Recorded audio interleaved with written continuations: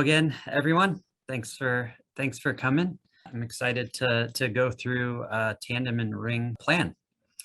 So I'm going to start by saying that I have an anonymized data set here that you can see in Varian's Brachyvision. I know that some people have Contra or some other treatment planning systems. So I'm not going to go through the specific button clicks so much as kind of the overall concept and overall plan or generalized concepts of how we're going to get to a final product, a final optimized plan for a tandem and ring patient. First thing, I just wanted to kind of go through this CT scan and kind of show some of the features, some of the things. So this was a patient that we actually implanted last week. And I decided to do this one because it has a little bit of everything. So as I scroll through our sagittal image here, you can see the tandem. Here's our ring up here. And then you can actually see that we have a needle. So this was a hybrid implant. So for those that might be adding some needles or thinking about hybrid implant, I thought this data set, we could at least use this because we can plan it as if it's just the intracavitary device with the tandem and ring. And then we can also look and see what happens with the needles if we wanted to supplement the implant with some needle. This implant, as we had talked about previously with the tandem and ring applicator, some of the applicators do have a rectal retractor that can be used. So this goes kind of underneath the implant at the posterior aspect of the vagina, and then we'll push down. There's usually a little lever, and you can angle this down to push the rectum away. You can do the same thing if you have packing, if you use just gauze to pack it, although it's the rectal retractor really does give a lot of sparing to the rectum. You have to pack and put a lot of gauze to achieve the same amount of sparing. So we can see that when we will take a look at our DVH statistics and see what that looks like for the rectum. On the sagittal, as we go through, actually it's harder to see. I'll go over to the axial. So you'll see here we have our Foley balloon. Enlarge that here. So I will say that typically you want to inject your contrast into your saline balloon so that it's easy to see, and then we'll define the ICRU bladder point, which is the posterior edge of the balloon, kind of midline. However, you'll see that ours is actually reversed a little bit. So what we've been doing is using the contrast and kind of flushing the whole bladder so that we're able to outline and see the whole bladder and bladder wall a little bit better. And then the Foley balloon actually comes out a little bit darker. Here we've introduced some air in the bladder because of the introduction of the catheter. So that's what the air is up here. So contouring, we can go to our contouring tab. We can start going through. I imported this with our contours already in the interest of time. Save us a little time, but we can scroll through. So as I said, the bladder. So when we're doing our 3D planning, we want to come in and contour our bladder. So we're gonna, the most important part of the contour is going to be, for any of the contours, is going to be the part that's closest to your implant, right? So we're looking at our EQ D2 dose statistics, our D2 cc's, our D.1 cc, and the D2 cc's. This is going to be the aspects that are closest to our implant. So in this case, the posterior aspect of the bladder wall, right? So our hottest dose is not going to be anterior up here. So although we want to have, accurate contour of our bladder, I'll say that it's not as critical, the parts that's farthest away, right? So we want to make sure that we're doing an accurate contour closest to our implant. So here, as I scroll through, you'll see we've contoured the bladder. We're using the contrast that we had put in to help delineate it. It does get difficult, right, to see, especially aspects like this where you know the image is pretty similar, so it's hard to tell which tissue is bladder and which is not. So we'll go through here until we finish the bladder, and then we'll do the same thing with the rectum. So again, the parts closest to our implant, we'll see down here. So that includes the part just before the upper vagina as we get close to the ring. And then we see here as we get to the rectosigmoid junction, we've changed to our sigmoid. In this case, in this patient, then we do have sigmoid wrapping around kind of all over, coming up lateral and also anterior. So it's important to contour all of this, even a little superior of our applicator, right? Because we don't know exactly how far and where our dose is going to be high. So we want to make sure that our structures are contoured closest to our implant. So as I scroll through the axials again, you'll see here's our ring, here's our tandem. We have our two needles that were placed inside the ring and go out lateral to help us get a little bit more lateral coverage. And then we have our HRCTV. Right, so our HRCTV, our high risk clinical target volume, is going to be our cervix. So as we come up, we start to enter the cervix. Here, we see the external cervical os.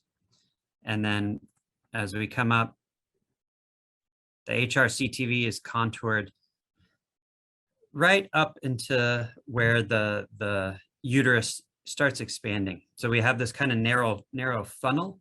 And as it starts expanding away, that'll be the end of our cervix and the end of our high-risk clinical target volume.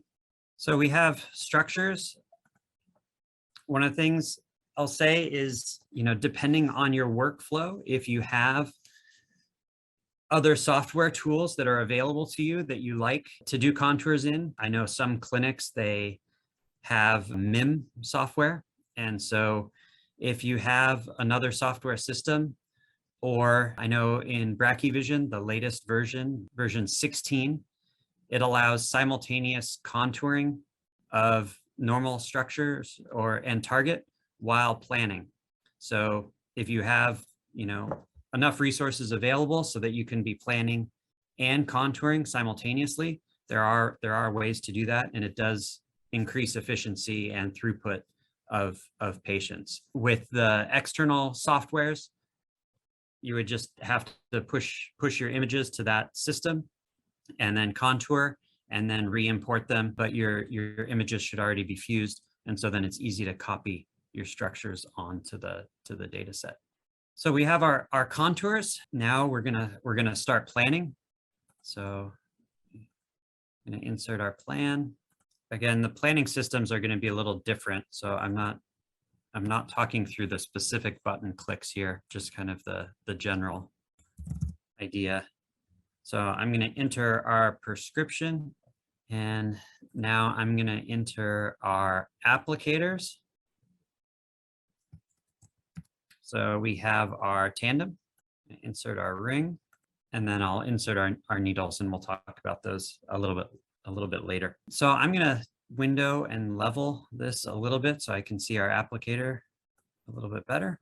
And for defining our tandem, so we can either use the model library. So we can pull in our applicator from the solid model library and click it into place and adjust it so that it matches what we've implanted in the patient. So for that, it's especially important to kind of find your frame of reference in the center of your ring.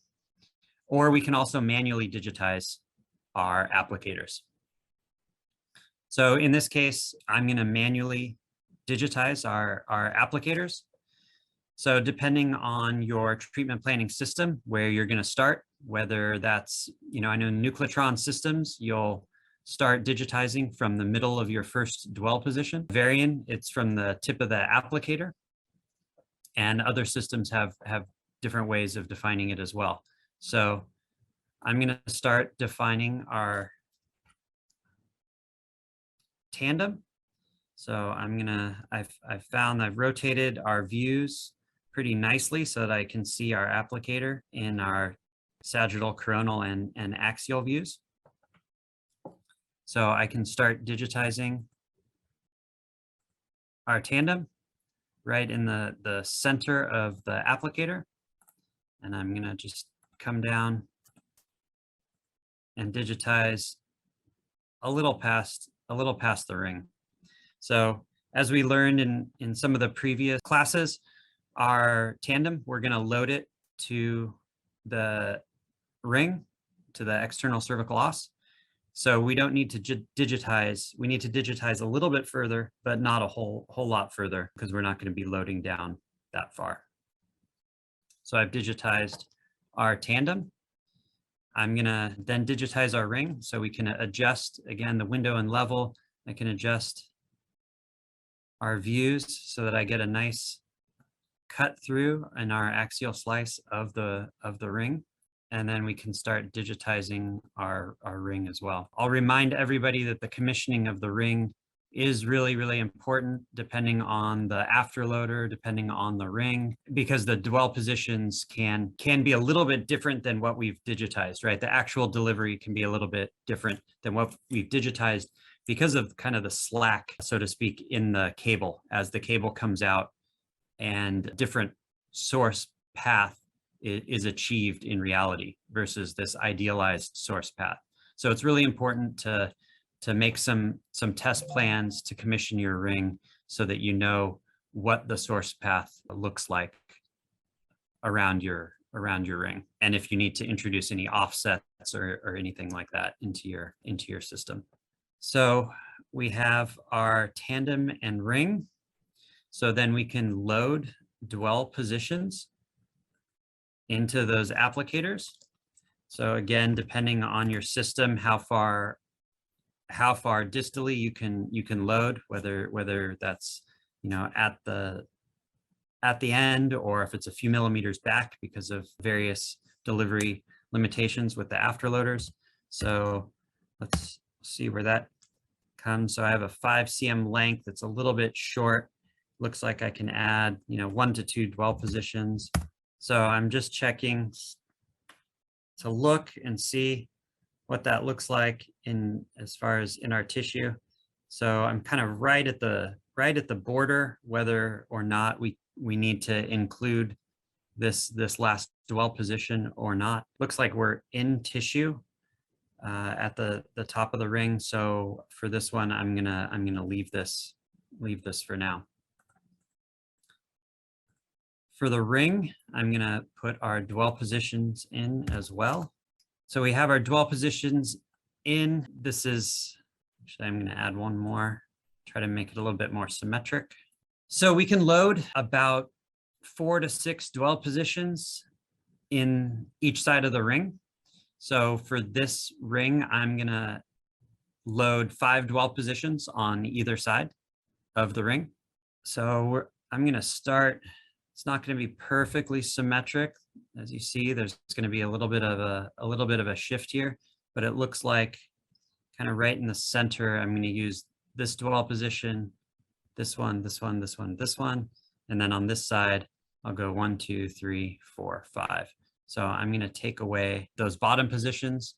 And whether you do that with erasing them, there's an eraser tool that we can use to get rid of those, or just locking out those times to 0. You can do either of those. Those are perfectly acceptable. And then our loading. So right now I have equal space loading for our tandem and our ring. So for this loading, I'm going to start with a normalization where the first third of the tandem is going to be loaded 1.5 times greater than the 2/3 proximal end of the tandem. So what does that mean practically? So I'm going to load just that tip of the tandem, and I'm going to go with what's called a 15-10-10 loading. So this is from the old systems where we would use 15 milligram radium equivalent in the first third of the tandem, and then 10 milligram radium equivalent in the 2/3 proximal part of the tandem.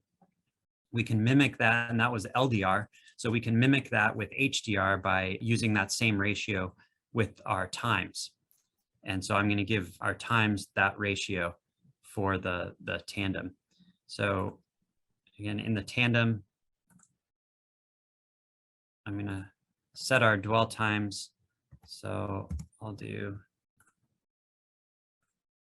10, and then I'm going to adjust our dwell control window. So let's go through and see how many dwell positions we have. Perfect. So we have 12. So 1/3 of that is 4. So I'm going to go 15, 15, 15. So this is our 15-10-10 ratio. And so I'm going to start with this, and then we're going to normalize to point A, and that'll give us this ratio, but normalize to get the dose out to point A. Because you can see right now, our isodose curves are too narrow. Our point A is going to be a little bit more lateral to this. So we can do the same thing with our ring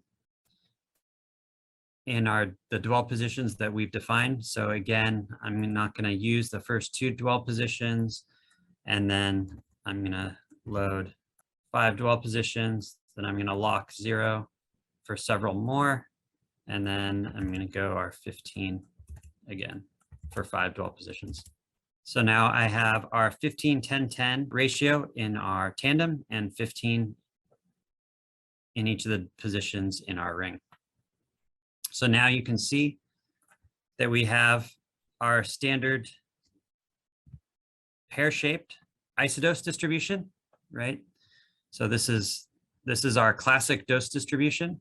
So now we're going to normalize this out to our point A, and then that'll be our starting point for our dose distribution, and then we'll have to adjust that depending on the anatomy of the patient. So we still need to add some of our reference points. So I'm going to come back here, and we can add in point A. So remember that point A is just 2 centimeters superior to the external cervical os, as well as 2 centimeters lateral on each side. And this is in reference to the tandem. So as I come here, I'm going to bring my markers down. So I'm kind of at the top of my ring. I'm right in the center of the tandem. Everything looks, whoops, pretty well centered.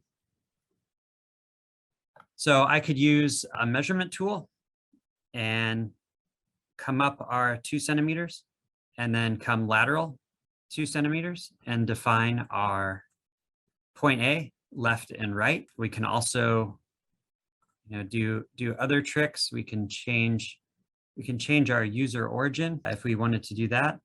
So I've moved this a little bit. I'm going to come back up. So I could change our user origin to the center here where I've set this.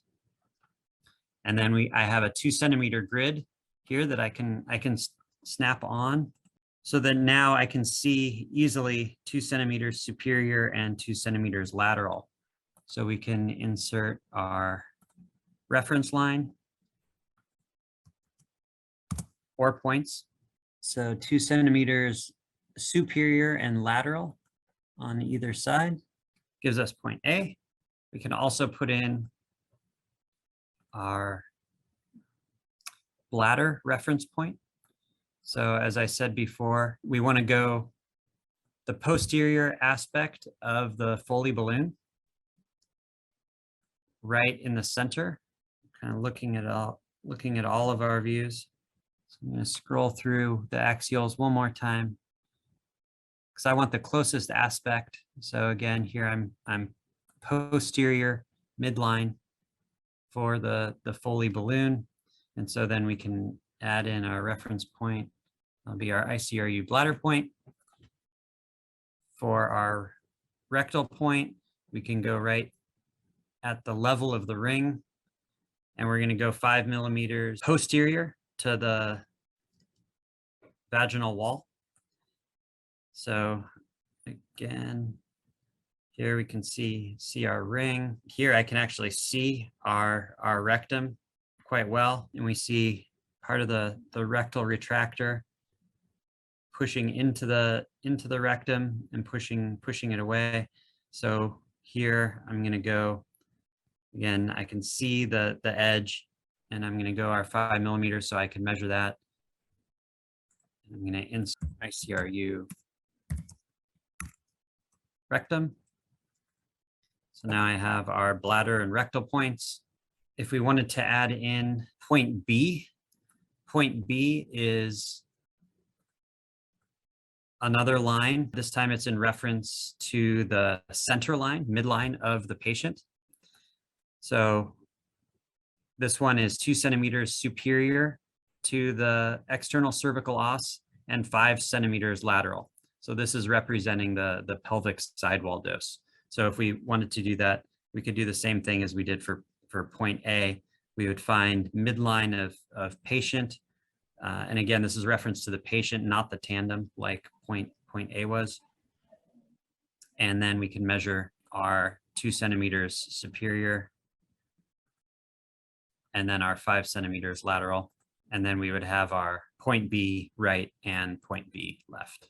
So remember, this is just a starting point for us with so now we're gonna normalize to our reference line. So I've got our dose. I'm gonna re-highlight it here. Okay. So now let me just change the color so it's a little bit easier to see. So now you can see we have our reference line, point A, right and left, and we've normalized. So 100% isodose curve comes out to each side. We have our classic pear-shaped distribution. And so that's our starting point. So now we need to look at, how that relates to our coverage of our HRCTV and also our organs at risk. So here at first glance, actually looks pretty good, right? So we're covering our target pretty well. And we don't seem to be encroaching too much on any of the normal structures. Here, a little bit bladder, and there was another slice a little bit lower in the sigmoid right around here. So we can adjust those. We can also adjust our coverage a little bit. We can look at our report here. So right down here, I'm looking at our D90. So our D90 is 100 and almost 34% of the dose. So we've got a really high dose. We've got really, really good coverage, possibly too high. We have our bladder, 2 cc's at almost 4 gray. We have our sigmoid, 2 cc's at 4.9. And we have our rectum, 2 cc's at almost 2.7. So like I said before, the rectal retractor does a really good job. This is a very, very low number, right? So when we plug this into our EQD2 worksheet, we'll see that over the number of fractions that we're going to deliver and our dose, that our EQD2 is going to be well within our constraints. The sigmoid, this is getting a little high, so we can adjust that a little bit, and we don't need quite the coverage. And our bladder is looking okay. So let's see.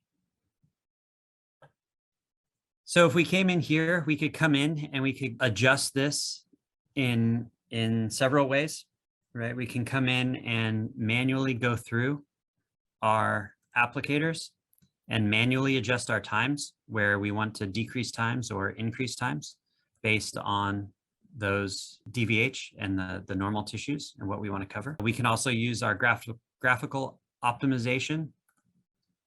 So graphical optimization is one of the tools that most of the planning systems have typically they have a global and a local setting, and you want to make sure that you're always at your most local setting. If you're at the global setting, you're going to change the entire implant no matter where you click.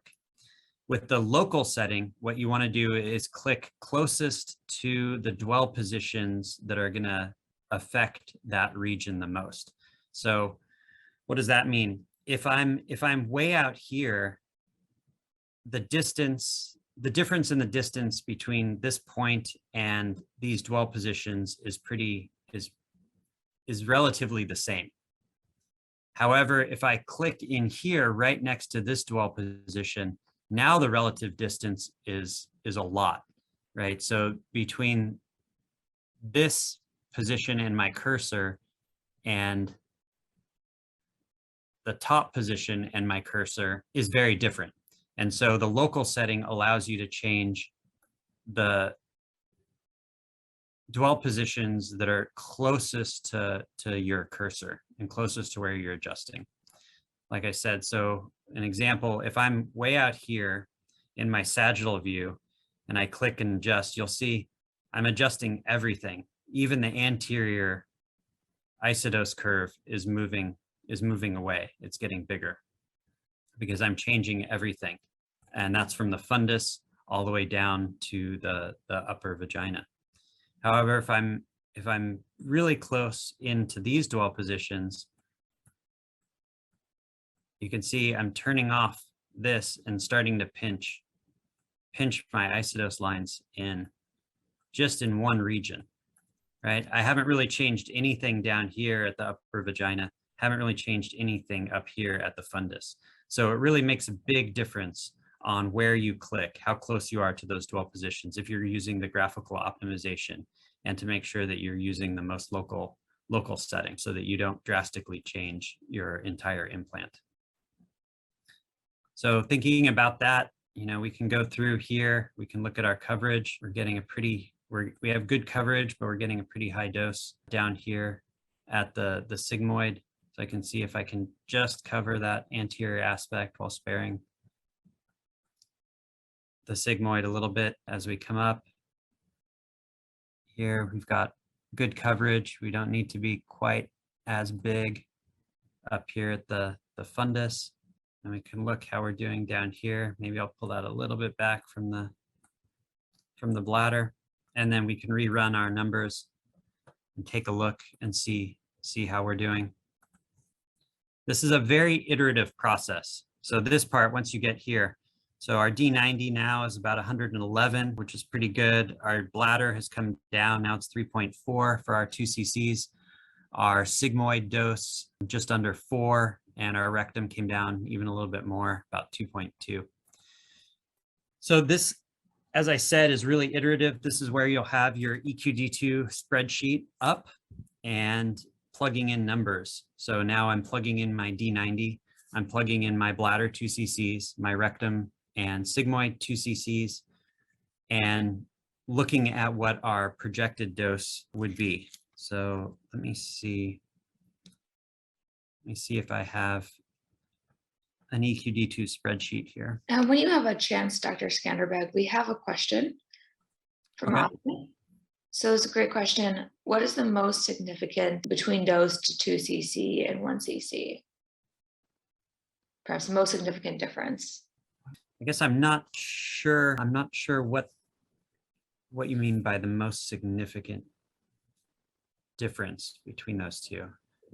Most significant between dose to 2 cc and 1 cc. Maybe we can have more the question again, and so we can answer.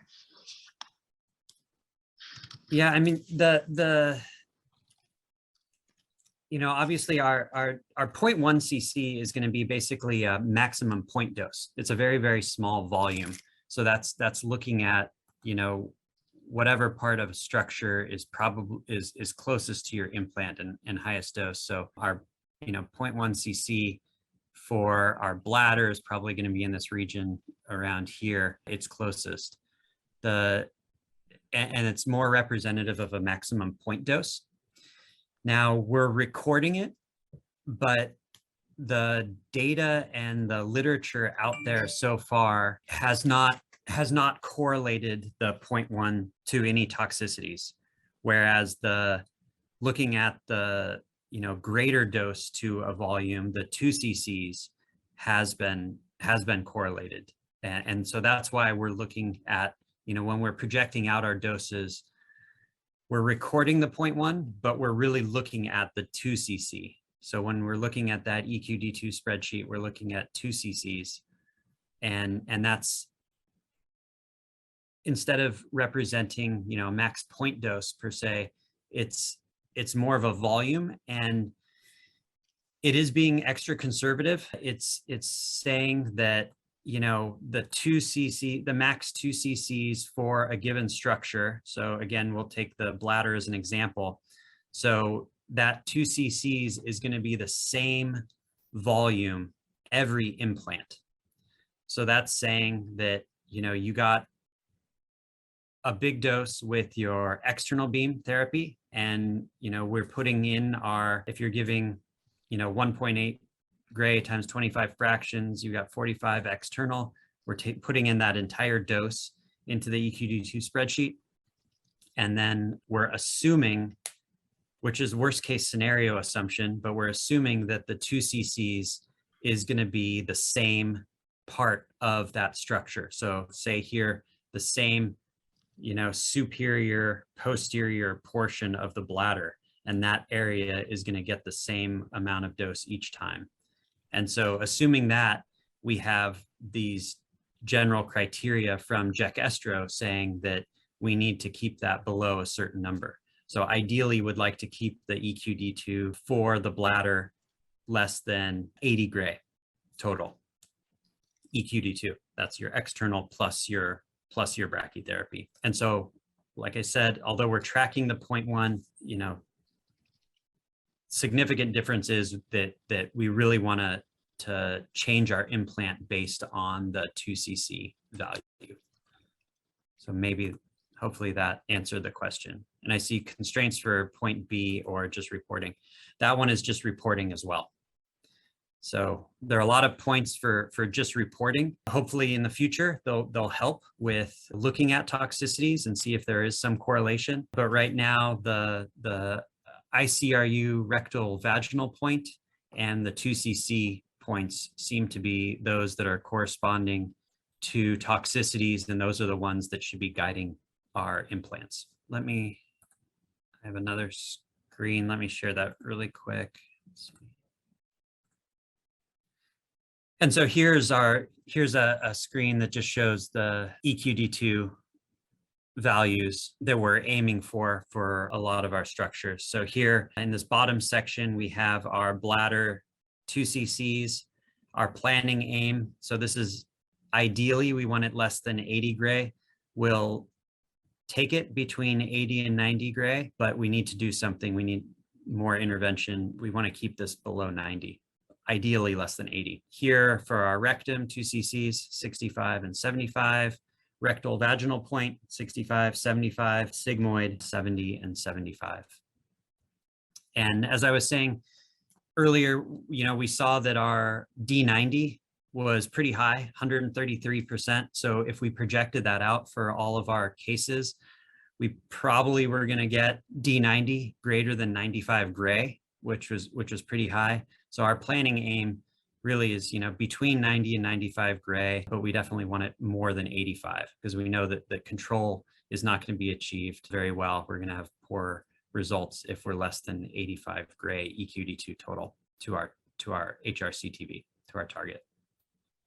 Ideally between 90 and 95. Again, point A is another one like point B. It's tracked, but since we're doing this to a volume and we're looking at our D90 to our HRCTV, then that's what we want to focus on. So what are some interventions we can do if I cannot sculpt the dose to get adequate target coverage, or we find that in order to cover our target, we're getting really, really high doses to the rectum or the bladder or the sigmoid.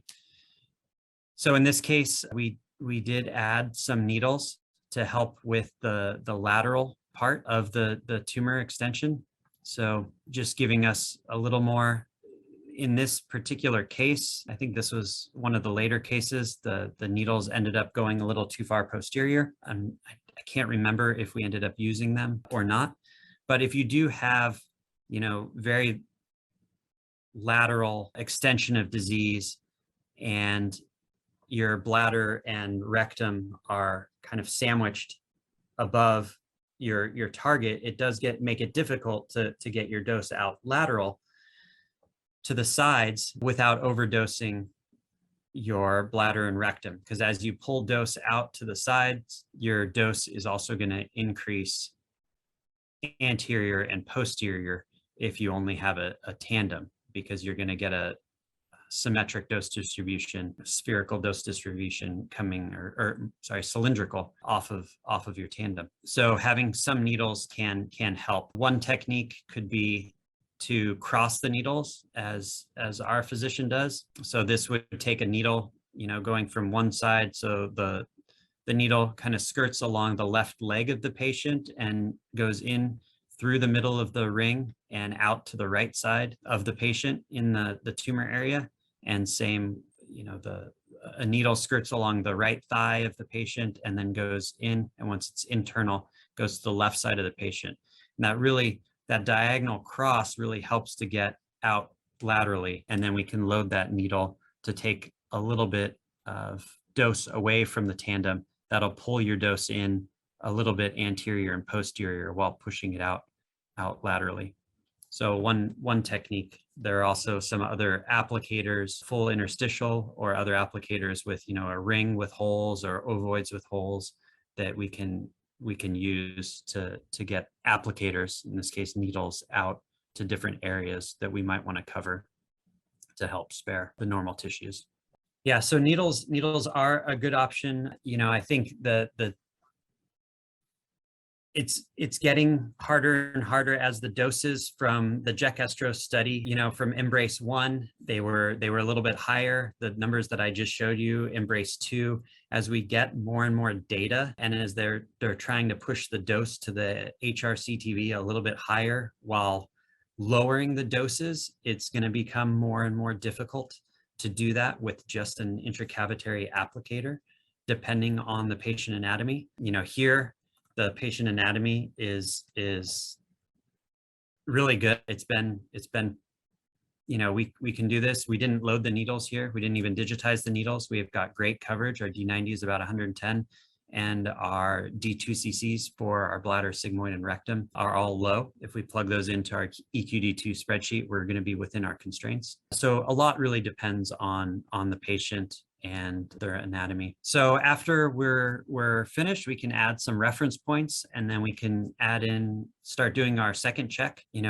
Again, I would go through your dwell control window to make sure that the dwells, especially after you do graphical optimization, to make sure that the dwells are reasonable. Scroll through your isodose curves. A lot of times you can catch errors that you might not have seen. I saw a plan one time where the DVH and the dose statistics EQD2 spreadsheet looked terrific. And when I looked at the isodose curves, I found that the planner had actually planned with dwell positions coming down well past the ring into the vagina. And so this pear shape looked more like a rocket ship with the exhaust trail coming down here into the vagina. But looking just at the DVH statistics, I never would have known had I not looked at the isodose curves. So putting in our reference points, then we can do our second check, whether that's an Excel spreadsheet or if you have another software that can do that. And then we would prepare for our treatment. So kind of quick, but we went through planning for the tandem and ring. Again, just remember going back and forth, iterative process, entering your dose statistics into your EQD2 spreadsheet and adjusting based on your normal tissue anatomy and your coverage, and making sure to go through your isodose lines and your dwell positions at the very end. I think those are really good quality assurance steps to make sure that you have a good robust plan. Question, the needle accuracy. So we would, I guess the accuracy, we would digitize the needles similarly to the tandem and ring. So in this case, we have stainless steel needles. These are reusable, re-sterilizable stainless steel needles. They're pretty easy to see on CT scan. And so after, commissioning them, we know how much dead space there is at the end where we need to start digitizing. And then, if needles do get over inserted, if these do get into sigmoid or into bowel or into bladder, typically we will leave them because they're only in for a short amount of time, and then just make sure that we're loading only in the tissue that we want to treat. So, as we get up here right next to sigmoid, I'm not even going to load the needle in this region. I'm going to start loading the needle down here where it's needed. So really we can just load these in the tissue that's needed. And it is common for the needles to be, over inserted or not quite in the perfect position, especially when you're using freehand needles and not in a template system. And that's the risk you do run with running these freehand. But if you know exactly from prior treatments, then it's a little bit easier to figure out where the needles need to go. And if you have additional imaging like ultrasound, that might help with guidance of the needles as well. Yeah, so the needles, are they reproducible? If you're talking reproducibility from implant to implant, if you're doing them freehand, not perfectly reproducible, but I think you have a good idea based on the prior imaging. So, if you've done 2 implants, you're on your 3rd implant, and you have an idea of what the anatomy's been, with what the bladder and rectum look like from the previous fractions, I think you have a good idea of where the needles need to go and are pretty reproducible. And we do also adjust them in CT. So if the patient comes in and we get the CT and the needle isn't in a perfect position, or it needs to go in another centimeter, then we would place that an additional centimeter, or pull it out, or reproduce, or adjust, add another needle, something like that. So we could do that all on the fly.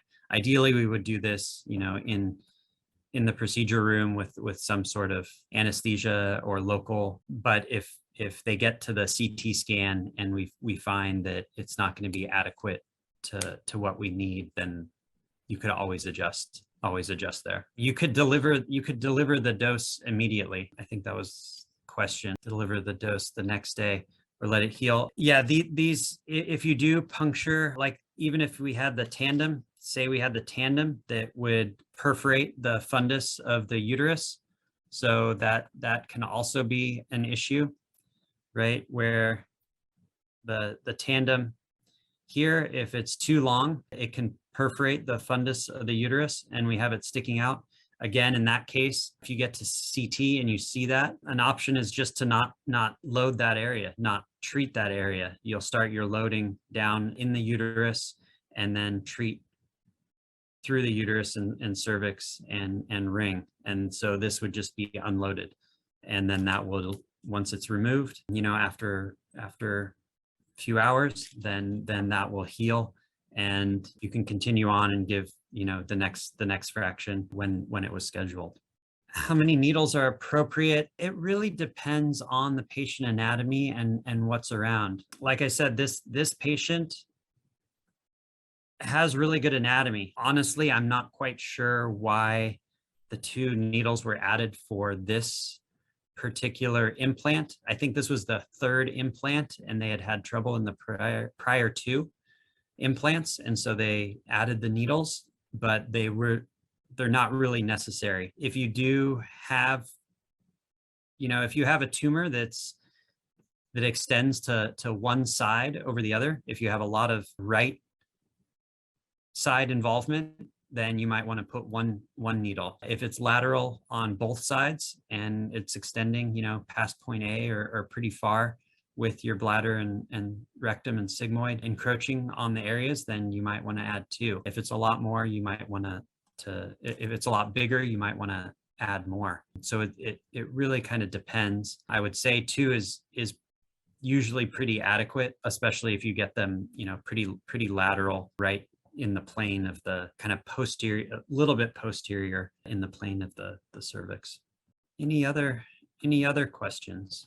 Thank you everyone for your great questions, and Dr. Scanderbeg for this great lecture. Thank you. Yeah, thank you for all the questions and the feedback. Great. So we, as always, will be having the lecture be available, and you can email RCC with questions, and we can always get them to Dr. Scanderbeg if you have anything that comes up later. Oh, I think we have one more question here from Bidemi.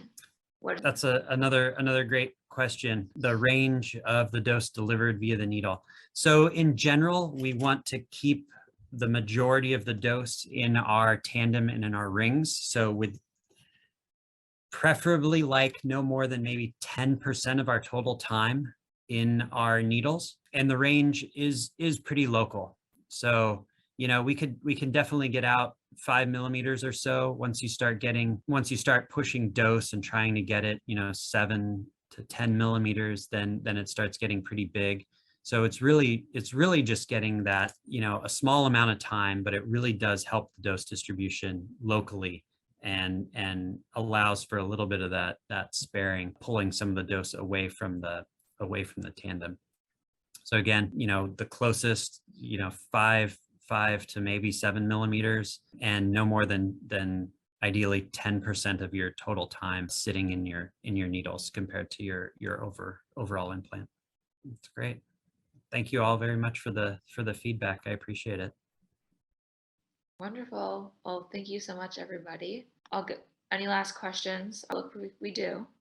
What size? Again, it's hard to say specifically for, one size fits all, because it really depends, if a patient if you have a rectal retractor in and it's really pushing the rectum away from your HRCTV, and you have, a good fat plane or something like that between your cervix, uterus, and your bladder, or your bladder is sitting, very, very low, closer to the upper vagina, then you'll be able to get a lot more dose to a lateral tumor without needing the needles. In general, if your